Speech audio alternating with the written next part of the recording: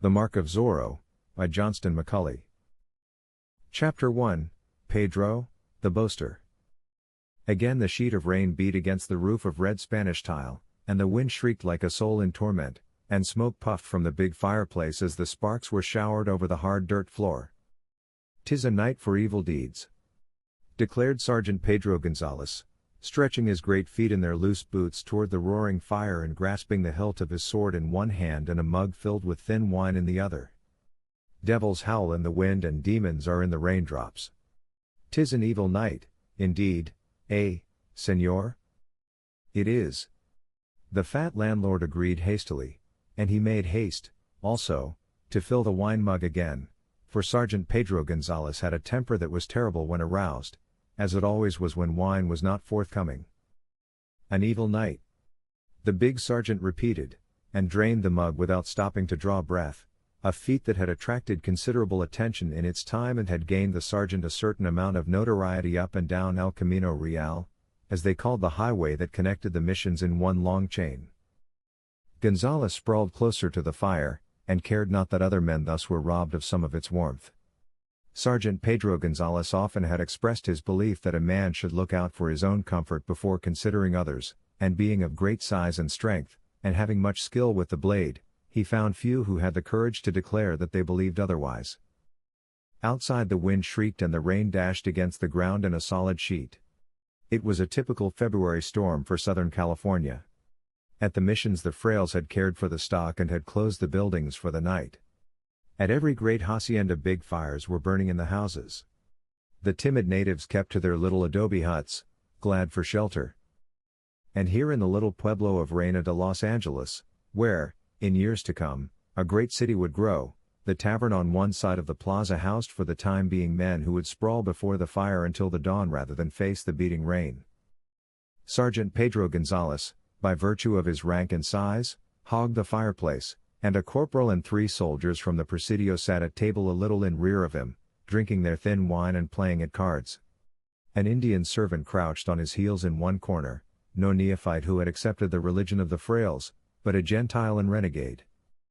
For this was in the day of the decadence of the missions, and there was little peace between the robed Franciscans who followed in the footsteps of the saint at Junipero Serra, who had founded the first mission at San Diego de Alcala, and thus made possible an empire, and those who followed the politicians and high places in the army.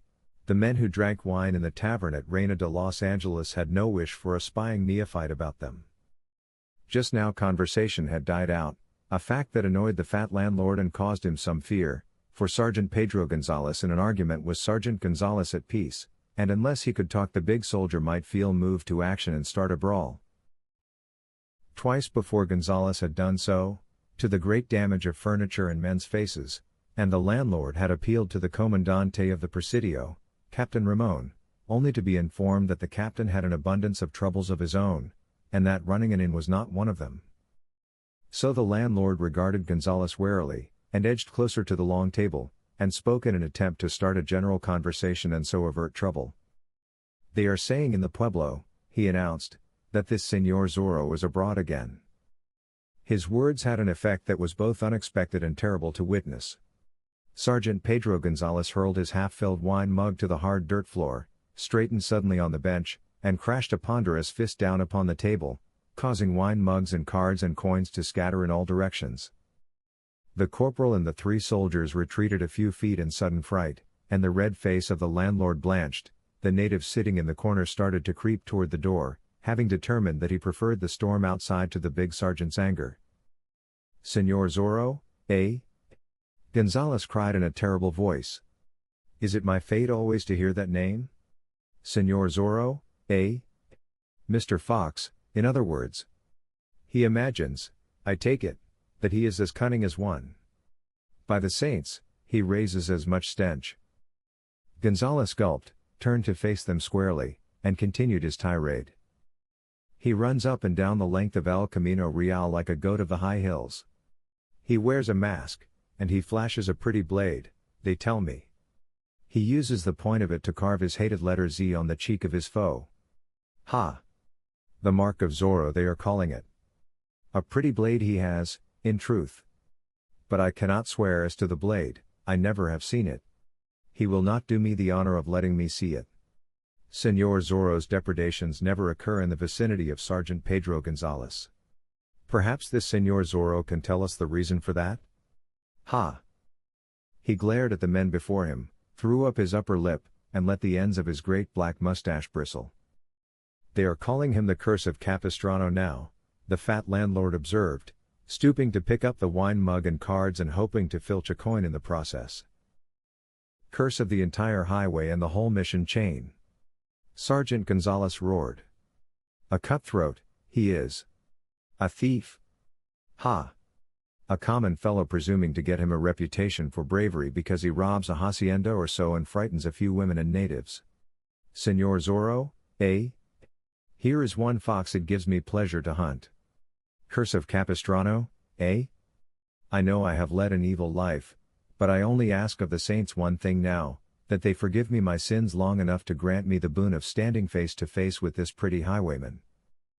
There is a reward, the landlord began. You snatched the very words from my lips. Sergeant Gonzalez protested. There is a pretty reward for the fellow's capture, offered by His Excellency the Governor. And what good fortune has come to my blade? I am away on duty at San Juan Capistrano, and the fellow makes his play at Santa Barbara. I am at Reina de Los Angeles, and he takes a fat purse at San Luis Rey. I dine at San Gabriel, let us say, and he robs at San Diego de Alcala. A pest, he is. Once I met him. Sergeant Gonzalez choked on his wrath and reached for the wine mug, which the landlord had filled again and placed at his elbow. He gulped down the contents. Well, he never has visited us here, the landlord said with a sigh of thanksgiving. Good reason, fat one. Ample reason. We have a presidio here and a few soldiers. He rides far from any presidio, does this pretty Señor Zorro. He is like a fleeting sunbeam, I grant him that, and with about as much real courage. Sergeant Gonzalez relaxed on the bench again, and the landlord gave him a glance that was full of relief, and began to hope that there would be no breakage of mugs and furniture in men's faces this rainy night. Yet this Señor Zorro must rest at times, he must eat and sleep, the landlord said. It is certain that he must have some place for hiding and recuperation. Some fine day the soldiers will trail him to his den. Ha! Gonzalez replied. Of course the man has to eat and sleep. And what is it that he claims now? He says that he is no real thief, by the saints. He is but punishing those who mistreat the men of the missions, he says. Friend of the oppressed, eh? He left a placard at Santa Barbara recently stating as much, did he not? Ha! And what may be the reply to that? The frails of the missions are shielding him, hiding him, giving him his meat and drink. Shake down a robed fray and you'll find some trace of this pretty highwayman's whereabouts, else I am a lazy civilian. I have no doubt that you speak the truth, the landlord replied. I put it not past the frails to do such a thing. But may this Señor Zorro never visit us here. And why not, fat one? Sergeant Gonzalez cried in a voice of thunder. Am I not here? Have I not a blade at my side? Are you an owl, and is this daylight that you cannot see as far as the end of your puny, crooked nose? By the saints! I mean, said the landlord quickly and with some alarm, that I have no wish to be robbed. To be, robbed of what, fat one? Of a jug of weak wine and a meal? Have you riches, fool? Ha! Let the fellow come. Let this bold and cunning Señor Zorro but enter that door and step before us. Let him make a bow, as they say he does, and let his eyes twinkle through his mask.